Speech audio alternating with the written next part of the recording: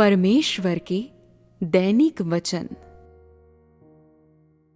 परमेश्वर के द्वारा अय्यूब को शैतान को सौंपना और परमेश्वर के कार्य के उद्देश्यों के मध्य संबंध। हालांकि अधिकांश लोग ये पहचानते हैं कि अय्यूब एक खरा एवं सीधा पुरुष था और ये कि वो परमेश्वर का भय मानता और बुराई से दूर रहता था। ये पहचान उन्हें परमेश्वर के इरादे की एक बड़ी समझ प्रदान नहीं करता है। ठीक उसी समय अय्यूब के मनुष्यत्व एवं अनुसरण से ईर्ष्या करते हुए वे परमेश्वर के बारे में निम्नलिखित प्रश्न करते हैं। अय्यूब इतना खरा एवं सीधा था, लोग उससे इतना प्यार करते थे, तो परमेश्वर ने क्यों उसे शैतान को सौंप दिया और उसे इतनी अधिक पीड़ा के अधीन किया? ऐसे प्रश्नों का लोगों के हृदयों में आना लाजमी है, या उसके बजाय ये संदेह वही प्रश्न है जो अनेक लोगों के हृदयों में है, जबकि इसने इतने सारे लोगों को हैरान कर दिया है। तो हमें इस प्रश्न को मेज पर रखना और इसे सही तरह से समझाना होगा। हर एक कार्य जो परमेश्वर करता है वो आवश्यक है और वो असाधारण महत्व रखता है, क्योंकि वो सब कुछ जो परमेश्वर मनुष्य में करता है वो उसके प्रबंधन एवं मानव जाति के उद्धार से संबंधित होता है। स्वाभाविक रूप से वो कार्य जिसे परमेश्वर ने अय्यूब में किया था वो कुछ अलग नहीं है।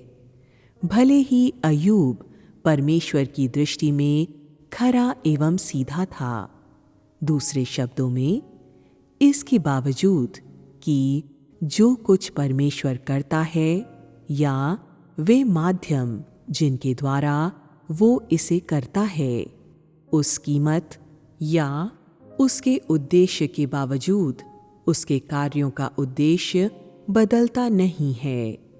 उसका उद्देश्य है कि वो मनुष्य के भीतर परमेश्वर के वचनों, परमेश्वर की अपेक्षाओं और मनुष्य के लिए परमेश्वर की इच्छा का काम करे।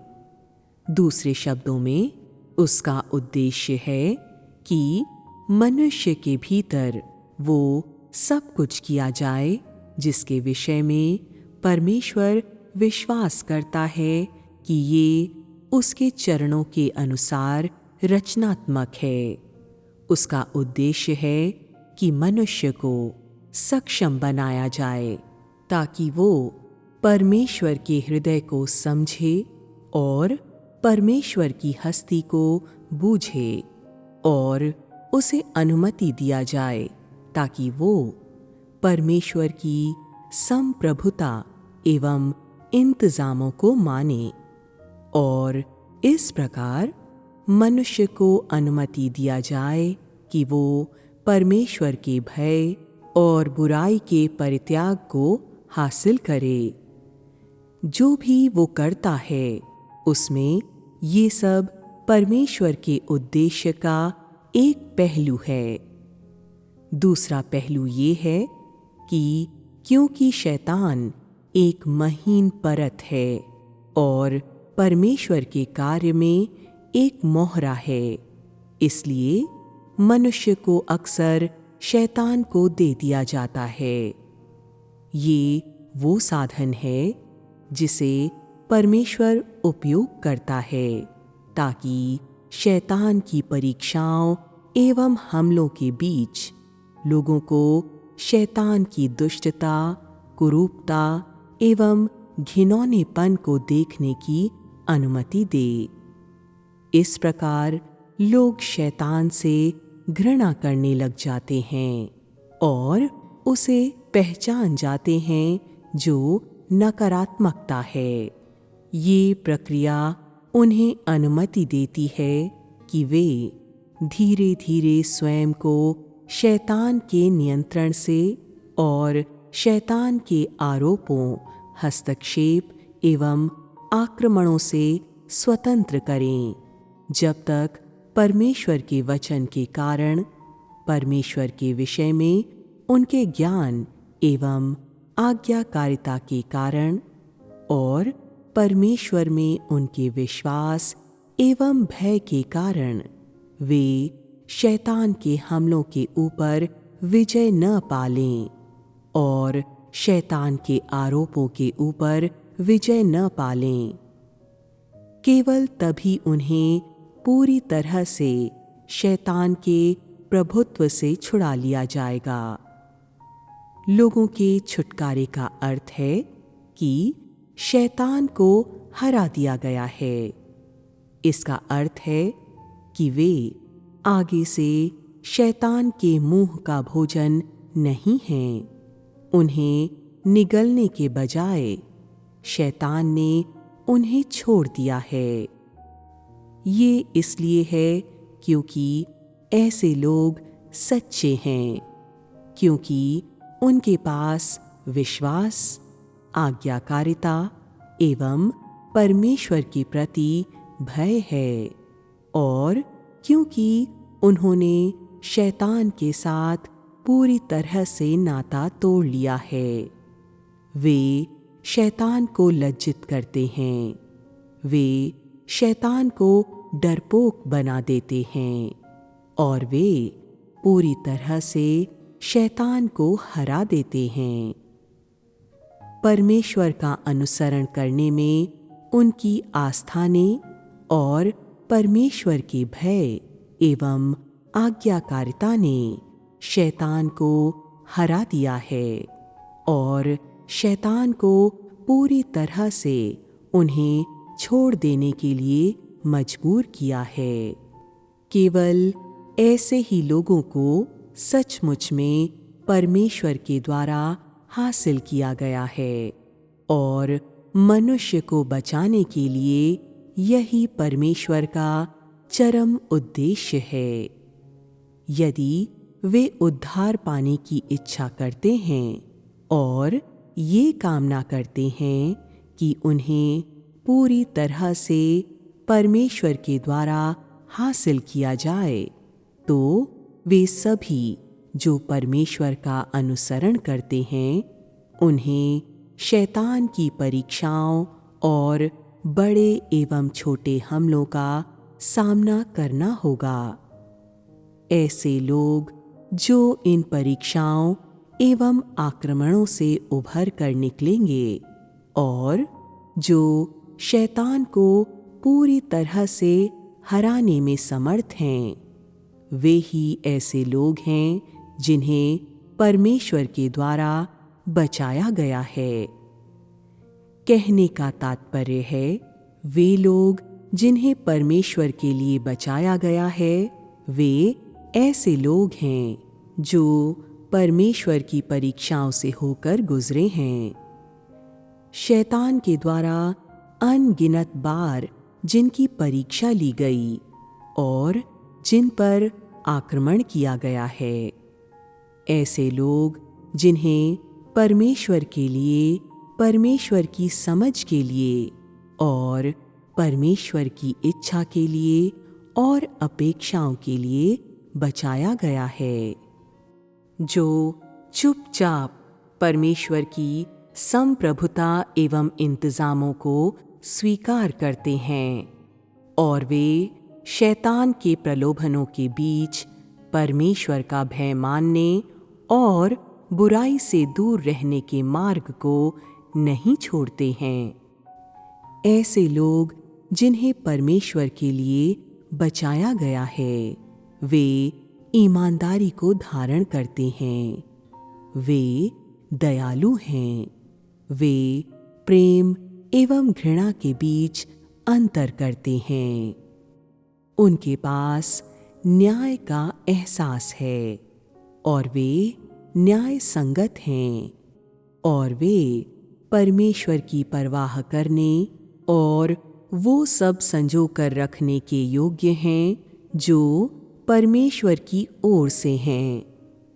ऐसे लोगों को शैतान के द्वारा बांधा नहीं गया है, उनकी जासूसी नहीं की गई है, उन पर दोष नहीं लगाया गया है या उनका शोषण नहीं किया गया है।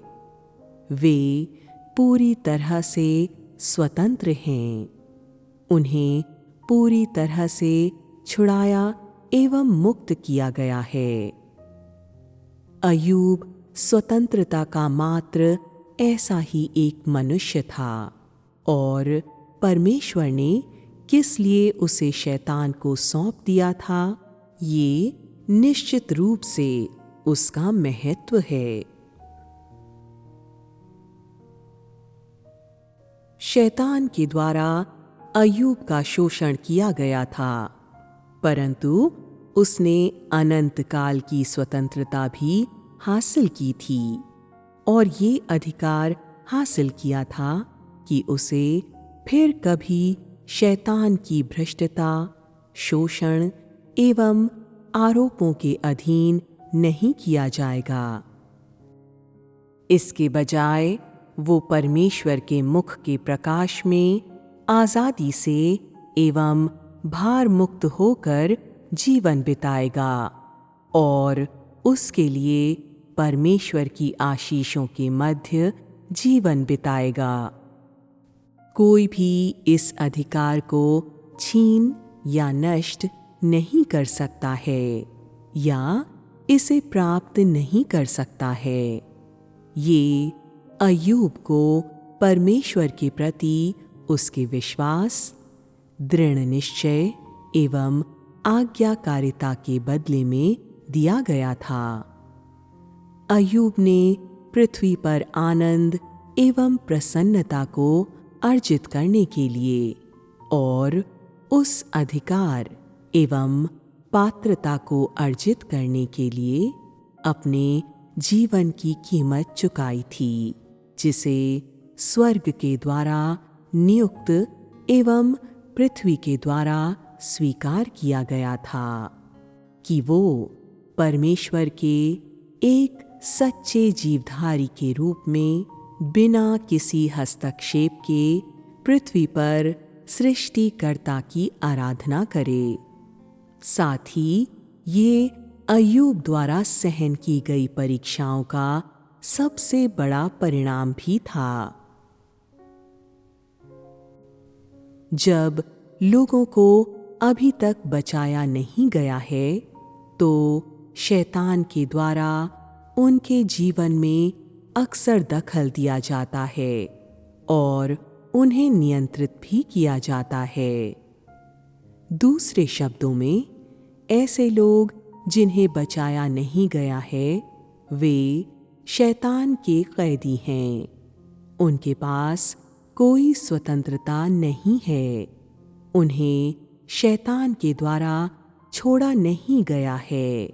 वे परमेश्वर की आराधना करने के लिए योग्य या पात्र नहीं हैं। शैतान के द्वारा करीब से उनका पीछा किया जाता है और उन पर दुष्टतापूर्वक आक्रमण किया जाता है। ऐसे लोगों के पास कोई खुशी नहीं होती कि वे उसके विषय में बात करें। उनके पास एक सामान्य अस्तित्व के लिए कोई अधिकार नहीं होता है कि वे उसके विषय में बात करें और इसके अतिरिक्त उनके पास कोई गरिमा नहीं होती है कि वे उसके विषय में बात करें। यदि तू खड़ा है और परमेश्वर में अपने विश्वास एवं आज्ञाकारिता का उपयोग करते हुए शैतान के साथ युद्ध करे और हथियार के रूप में परमेश्वर के भय का उपयोग करे कि उससे शैतान के साथ जिंदगी और मौत की जंग लड़े, कुछ इस तरह कि तू शैतान को पूरी तरह से हरा दे और उसे दुम दबाने के लिए मजबूर करे। और जब भी वो तुझे देखे तो डर जाए, जिससे वो तेरे विरुद्ध अपने आक्रमणों एवं आरोपों को पूरी तरह से त्याग दे। केवल तभी तू उद्धार पाएगा और स्वतंत्र होगा। यदि तूने शैतान के साथ पूरी तरह से नाता तोड़ने के लिए दृढ़ संकल्प किया है, परंतु यदि तू उन हथियारों से पूरी तरह से लैस नहीं होता है जो शैतान को हराने में तेरी सहायता करेंगे, तो तू अभी भी खतरे में होगा। जैसे जैसे समय गुजरता जाता है और जब तुझे शैतान के द्वारा इस रीति से प्रताड़ित किया जाता है जिससे तुझ में रत्ती भर भी ताकत नहीं बचती है, फिर भी तू अब भी गवाही देने में असमर्थ है और तूने अभी भी अपने विरुद्ध शैतान के आरोप एवं आक्रमणों से स्वयं को पूरी तरह से स्वतंत्र नहीं कराया है, तो तेरे पास उद्धार की थोड़ी सी ही आशा होगी।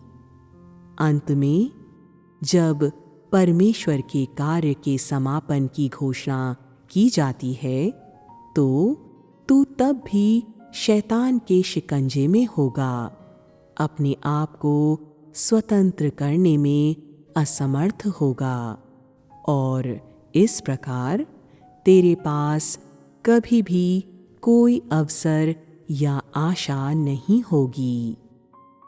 तो इसका आशय है कि ऐसे लोग पूरी तरह से शैतान की बंधुआई में होंगे।